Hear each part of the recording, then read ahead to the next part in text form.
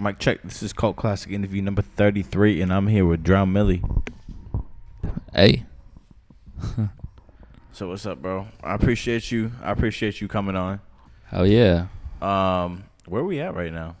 We're like somewhere downtown in the shadiest part of Los Angeles in a fucking studio where I'm making my album.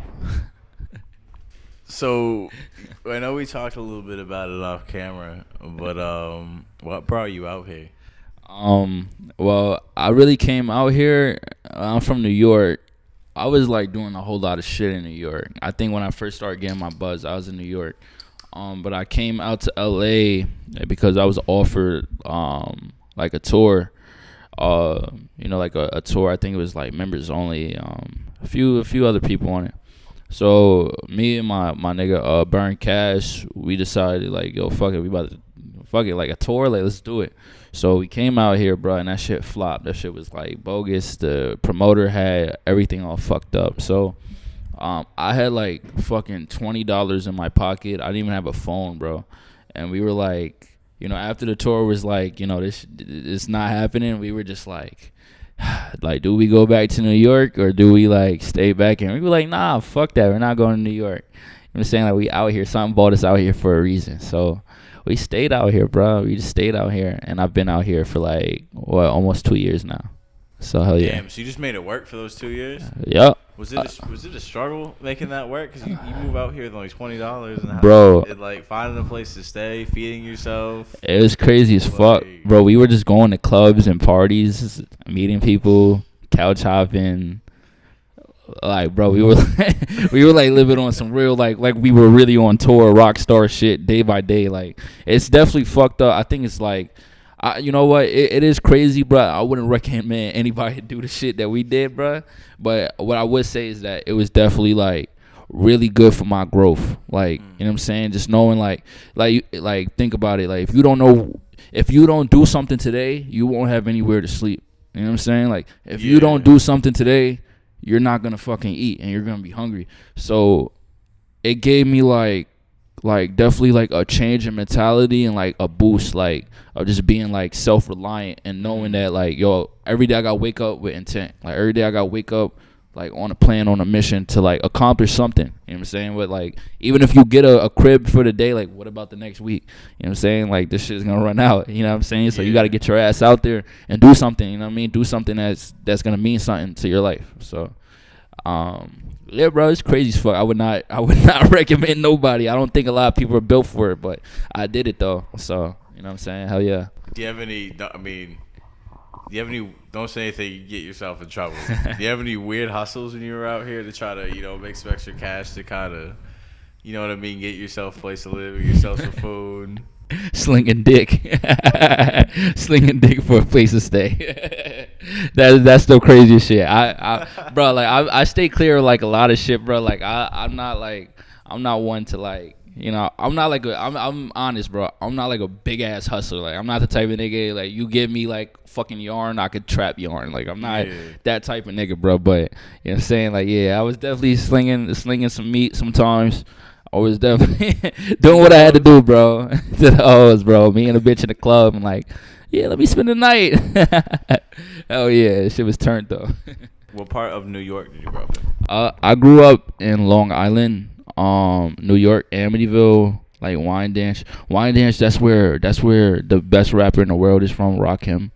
And like a lot of people overlook Long Island, bro, because it's not the city. It is suburban. But I mean, at least from where I'm from, bro, like this shit is really bad, bro. It's like really hood. Like, niggas really die like a lot. Like, it's not even funny. Like, niggas really fucking die a lot, bro. So that's where I grew up. Like, for the majority of my life, I went to school there, all of that shit. And then I moved out to Bushwick, like when I was like 18, and I was out there for like a year, and then I just came to Cali. So yeah. So what point did you start making music in this whole thing? I started making music as early as like middle school. I think like 6th, 7th grade. To be honest, I was doing it as a joke, bro. Like, I was a Soulja Boy fan, bro, and I used to make parodies like to his songs, like Like I was a fat nigga. I was never fat, bro. Like, but I used to make parodies as if I was fat. So like, he had a song called like Pretty Boy Swag. I would make a song called like Fat Boy Swag. So you trying to be like YouTube famous? Yeah, shit? like that was back type in that shit. Era. I mean, like it was just for jokes though. It was really like, you know what I'm saying? Like I never saw it seriously, but it was getting me like clout in my school. Like, I remember once like I did it, and then I was like in middle school. I was walking in the hallway to go to the bathroom, and then some random classroom, they're playing the shit on what do they call them? It's a smart screen, smart whatever the fuck it was. Yeah. So they were playing it. And I walk in the classroom, and everybody was like, hey, like, Fat Boy Swag. So I'm like, damn, bro, like, this shit's funny. So it was just jokes, bro, and I was just a troll. And then my nigga Burnt Cass, I was going to school with him at the time, and he came up to me, and he was like, bro, like, I want to start a rap group. Like, I'm really looking to start a rap group, bro. And, like, you're nice. Like, I see you're nice. So I'm like, nah, nigga, like, fuck all that. Like, you feel me? At the time, I didn't want to rap. I just want. This was middle school. Middle school, bro. Like 6th, 7th grade. I didn't even want to rap. I really wanted to be like a producer or something. Like, you know what I'm saying? Like, I never saw myself as a rapper. So he was like, yeah, bro. Like, listen, like, you know, I got like one other person in the group right now. Like, I want you to join this shit. Like, basically tomorrow, like, write some bars and like spit it. Like, you know what I'm saying? You're gonna spit it in front of like the whole fucking cafeteria. And if it's nice, like, you're in the group. If you're not, then we're gonna fuck you up. So I'm like, all right, bet. So I took it as a challenge. Like, you know what I'm saying? I took it as a challenge. Next day I spit my shit, and you know what I'm saying? The rest was history. That's how we created the beginning of like 999 Mob and shit. And that shit started from like 6th, 7th grade. Yeah. For real. So you started 6th, 7th grade. You were taking it seriously from the jump, or was it kind of like just a hobby at first? Once I met Casper and like, you know, a few of the other people that was in the group at the time, then I started taking it more serious because like I had my own like niche like in the school, you know what I'm saying? It's like I had people I identify with. So like, yeah, we were fucking trolls, bro. Like, we were troll teachers. We were just like those kids. We like some Odd Future ass kids, no lie. But as I grew with them over the years, like, I started taking it more serious, and I realized I was actually talented. Like, I actually knew how to put words together and make connections that was like not so obvious to other people, you know what I'm saying? So I started realizing like, oh shit, I'm actually kind of good at this shit. You know what I'm saying? Like, I should really like fucking do this. And then over time I started taking it like way more serious, you know? So yeah. What were you listening to early on, like in the household? Like, what were your biggest musical influences, like early in your life? I would say this is my biggest influence, and I probably wouldn't even start joke rapping if it wasn't for Pharrell and NERD. Like, they made the majority of my like pre-teenage year. I used to listen to them all the fucking time, bro. Even to this day, I have nothing but respect for like the shit Pharrell was doing in like the 2000s to the 2010s. Like, just fucking epic shit. But aside from that, like my dad was like big on music, so he used to like ride around Brooklyn with me and play like Biggie and like Naughty by Nature and like mad fucking gritty ass hip hop. But then randomly he would just put on like Jimi Hendrix and Kurt Cobain, and like sometimes he'll put on house music, sometimes he'll put on like fucking, you know, like Jamaican music. Like, he would just take me through random shit, you know what I'm saying? And I was just so, you know, and over time, at first you're like, what the fuck is this shit? You know what I'm saying? Like, I never heard this shit before. But then, you know, he constantly played it, and I grew accustomed to the different sounds, and like, I like this part of the song, I like how he did this, and next thing you know, I'm listening to rap, I'm listening to rock, I'm listening to house music, I'm listening to techno, like everything, you know what I'm saying? But yeah, definitely, I was listening to everything back then. So you said Rakim was the greatest rapper of all time. Is that your favorite rapper, your favorite artist? He's my favorite rapper because now that I'm older and I'm looking at the shit that he says, and he's from my town, like, he's not capping. Like, he's not fucking capping, bro. Like, and I take pride in it because there's not rappers from Wyandanch, from my area. You know what I'm saying? There's not. I can't even name any besides Rakim. You know what I'm saying? So. And being that he's like the fucking godfather of rap, one of the first people to create the shit, like, you You know what I'm saying? Like, that's, like, really special to me. You know what I'm saying? That I'm able to have a platform for myself, and I'm from the same place as him. Like, a lot of people can't say that and get as far as I have so far. You know what I'm saying? So I really take pride in that. You know, he's not even, like, my top favorite rapper in the world, but I have just that pride because he's from where I'm from. You know what I'm saying? Like, I feel you. Like, it's proof that, like you could get the fuck out of here and do something. You know what I'm saying? That's dope. That's really fucking dope. You know what I'm saying? Inspiration.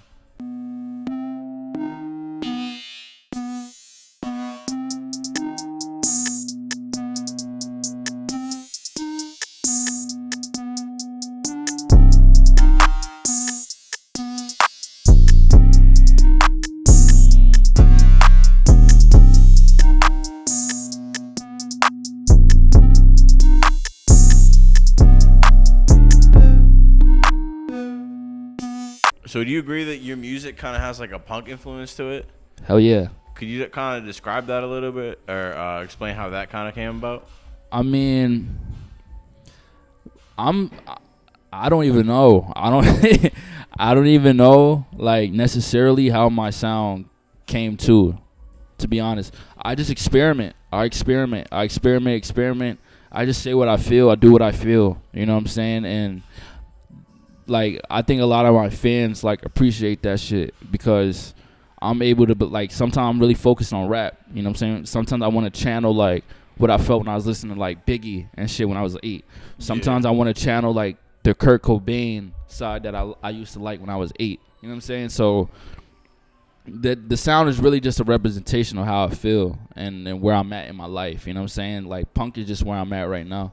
It might change. I might end up doing fucking disco. I don't. Who fucking knows, bro? I don't know. You know what I'm saying? You do blues. Yeah, blues or fucking reggae, nigga. Yeah, I don't know. Like that. Yeah. But you've been on Twitter, speaking on your sound, you've been on Twitter saying that you're done with, like, rap per se. You kind of go on that a little bit. I'm definitely veering more to my experimental side right now because I feel like a lot of the people who found me was through my rap songs, my hardcore shit. Like, you know what I'm saying? But for the most part, those songs don't completely express, like, my mind, I feel like, or my personality. And it's not that I'm, like, done with rap, but it's more like I'm done with the rap persona. You know what I'm saying? Like, I just watch everything, bro. I'm a fan and I'm a geek, dog. Like, I love hip hop. I love rap. You know what I'm saying? So I watch, like, my favorite artists and I watch my least favorite artists either go up and go down constantly over the years. You know what I'm saying? And it's just like, rap is just not the same, and I always will have love for it. And I am a rapper, but, you know, like, there's definitely another side that I want to bring out like, to the rest of the world and bring out for myself. You know what I'm saying? So when I say I'm done with rap, it's like, yeah, I'm fucking done with rap, but it's still going to be there. But, you know, there's more to it. You know what I'm saying? It's more to me, like, as a person. You know what I'm saying? Yeah.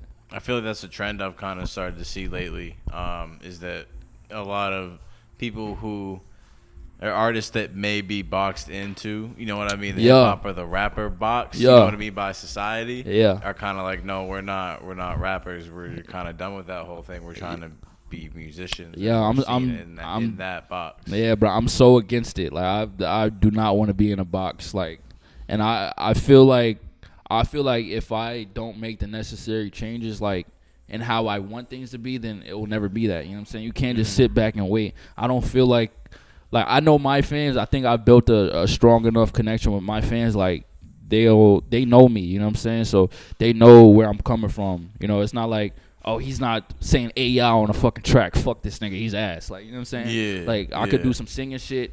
I could do some other shit, some experimental shit, some lo-fi shit, and they'll be like, yo, this dude is dope. You know what I'm saying? So that's why I don't even give a fuck. You know what I mean? I don't care no more. I guess that is punk, though. So, yeah, I don't give a fuck. Yeah. So one of the interesting things about talking to you is you're kind of like, you're really in the process of kind of building your fan base right now. Hell yeah. And that's one thing I love about talking to artists in that stage. Yeah. Is like, it's just kind of like wondering where they're gonna go. Hell yeah. And you know what I mean? Yeah. But like, you're kind of like in the weird phase where it's like you really haven't made it yet. You know what I mean? So what in your mind is making it? Because there are a lot of people that would get to your state and be like, yeah, I made it. Yeah. You know what I mean? Like, I'm in this shit. You know what I mean? But like you said, you've seen your favorite rappers go up and down over the years. So what in your mind is making it? Making it for me is completely, it's self-reliance. Like when I'm able to I don't have to rely on anything or anybody for whatever. Like I just want to, like, I think for most people, at least I'll speak for myself though, but I think for most people, everybody dreams to one day have like their own house in their name, own car in their fucking name, their own fucking kid is their own fucking wife, whatever the fuck it is. You know what I'm saying? Like, and that's it, bro. And until I'm at that point where I could do it off of what I love, then I ain't make it yet. You know what I'm saying? And even when I do have it, I still didn't make it yet. You know what I'm saying? Like, cause I gotta maintain it. So I think that's what is important when I'm able to reach like a level in my life, like this is not even just rap shit, like just in my life where I could like sustain and maintain the things that I really want in my life, you know, my true desires, and I can maintain them completely, like, and I don't gotta fucking tap on the next man like, yo, can I borrow this? Or I don't gotta go to the fucking label and be like, hey, bro, listen, fuck that. You know what I'm saying? Like, I want to be able to be self-sufficient. Like, I turn on myself when I need fucking help because I know I could get the job done. You know what I'm saying? Like, that's what success is to me. That's when I know I'm fucking on. Like, completely, nigga. Yeah, absolutely. Oh yeah. So what musically? Where do you want to go in the next few years? Like, where do you see yourself? What direction, do you want to go in? All right. Well, in my head, at least as of right now, I'm gonna go. I'm done with rap. I'm done being a fucking rapper. Yeah. I'm gonna go completely fucking punk. I want people to like really fucking like look at the world different. Like, I want to take people into my head, into my space, and see things how I see it. It's like a certain pulse, a certain vibration. You know what I'm saying? I want to get as many people on that pulse or on that vibration as possible. And then I'm just going to go fucking mainstream. And people might think I sold out, but I'm still on the fucking same shit. You know what I'm saying? And then I'm going to start experimenting and do whatever the fuck I want, you know? But that's it. You know what I'm saying? Like, I think regardless, like, however way I do go is going to be completely different than what everybody else is doing. That's just how I see it, you know? So how does a Drownmili song come together? Because you got so many different songs from, Drown and Burn Volume 1. Yeah. Everything on Drown and Burn Volume 2. And after that, and all the singles that you got. Yeah. Like, it's such a variety there. You got shit like War Outside. You got shit like, Make Your Head Lean. It's shit like that. Like, so how does the song come together? Like, 'cause they just sound so they don't different. Sound like the same artist. Yeah, it's contrasting. I really just go off of how I feel in the moment, and once I get the beat, it's solid. Like, if I really feel a beat, like, I'm zeroed in on it. Like, I'm like I said, I'm a fucking geek, dog. Like, I'm a geek. I hear a beat I like, I'm like, oh shit, like, this shit is fire. And I'm thinking of just different ways to express myself. But I think the more better the shit is, like, the more better the beat is and how it makes me feel in that moment. You know what I'm saying? I reflect it. There's some songs that I just freestyle, like, just off the top. Like, War Outside, it was one of those songs. I heard the beat and I was like, oh shit, I got whatever I'm thinking right now, I need to put it down, like, ASAP. This is fucking it. The way it makes me feel right now, I need to put it down right now. And I did that, and it worked. You know what I'm saying? There's other songs where I'm more methodical, where I'm like, okay, like, I'm going to put down, like, maybe like a skeleton. I'll mumble through the song on how I feel or how I think it's supposed to sound, and then I'll just keep doing it over and over until it's, like, done. You know what I'm saying? But it's all about, I just love to reflect my feelings, you know what I'm saying? Like, my emotions. That's why I started making music in the first place. You know what I mean? Just to, like, put that shit out there. I got like a lot of shit on my head all the time. So, like, you feel me? It's, like, easy for me to just, like, spew what's on my head than, like, sit and think about it, you know? And speaking on War Outside specifically, how did that song come together? Because it's so relevant to today. And, you know what's going on right now in 2020, even though it was recorded. Or I don't know when it was recorded, or it was put out last October. So even looking at July 2020 compared to October 2019, that song speaks on a lot of shit from the past. And it's so like eerie how relevant that song is to right now. So how did that song come together? What were you feeling? What were you thinking? All right. Well, I made that song in March 2019. That's when I recorded it. Like March, April 2019. My boy, shout out my boy Henny, cause I've been working with him since 2016. He's a producer off of War Outside. That's my nigga, because he's just experimental with his production as I am. You know what I'm saying? So he'll send me shit that's like 80s fucking lo-fi shit. He'll send me all different vibes. So when he sent me this pack, he sent me a complete pack of just some random shit. Randomly, he didn't even tell me. He just texted it to me. And I woke up and I heard, I was just cycling through. I'm like, all right, yeah, this is dope. I heard the World Side beat, and I was like, whoa. I heard like the first like 10 seconds. I paused it. I was like, nah. Like, this nigga's on some shit. So I took a shower. Right, and I'm just listening to like the beat a little bit, and I'm like, damn, like, you know, just singing in the shower type shit. I hop out instantly. I just loaded it in and recorded what was in my head, and that was it. I took like 30 minutes to mix the song, like that was it, bro. And you know, like I think I went live when I recorded it, and then my fans were just like, bro, what the fuck is this? Yeah. Like, bro, like, this is some shit. Like, I feel you. You feel me? Like, I really fucking feel you. And I'm like, that's dope. And I wanted to put the song out, like, right there. Like, yo, this is dope. But I was like, nah.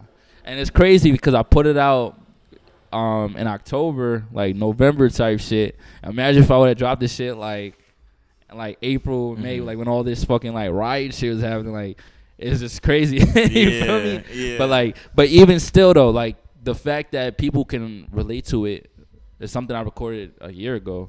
Like, people can relate to it a year after to something that's happening now. It's just like, I think it's just powerful. It's just like whatever the fuck I was on, I don't even be knowing I'm on. You know what I'm saying? So whatever the fuck I was on in that moment was just, that was it. You know what I'm saying? It was like real. You know what I'm saying? That's what I'm really working on. I want to put out shit that's real. Like, really real. You know what I'm saying? A lot of people don't want to say that shit. Like, fucking say it, because it's real. You know what I mean? Do you feel like that that song was a huge stepping stone in your overall sound? Yeah, it was, because you know I have other songs that are experimental, not necessarily punk, but like maybe like jazzy or maybe like really indie, and they didn't get the same like notoriety as that song. You know what I'm saying? So for that song to really like connect and do it, it's like now I got new fans and I got some of my older fans that are just like, bro, we want more of this shit. You know what I'm saying? Yeah. Like where's this? You know what I'm saying? Like, this shit is dope. You know what I mean? Like, so it's definitely, like, I'm thankful for the song, bro. I'm thankful for it. I really am, because it helped me see a new light. You know what I'm saying? Like, I shouldn't be fucking like fearful or like kind of like taken aback because I'm doing something different. You know what I'm saying? Like, fuck it. Like, do it. If it works, it works. And if it's gonna work, it's gonna work. You know what I'm saying? Like, definitely. So that's dead. Like, that song definitely is like a huge tribulation in my shit. Like, it's huge. Yeah. Definitely. Honestly, that's my favorite song by you. Yeah. I'll run that shit back like 3-4 times. Hell yeah. Yeah. That's definitely my favorite song by you. It's very, very unique. Yeah. It is very empowering with everything going on right now. I feel like for a lot of people. Hell yeah. So we'll end part 1 on that. We'll do a quick part 2. Thank you guys for tuning in with Drownmili. This has been part 1. Tune in for part 2 coming up right now. Follow us on Instagram at kultclassicofficial.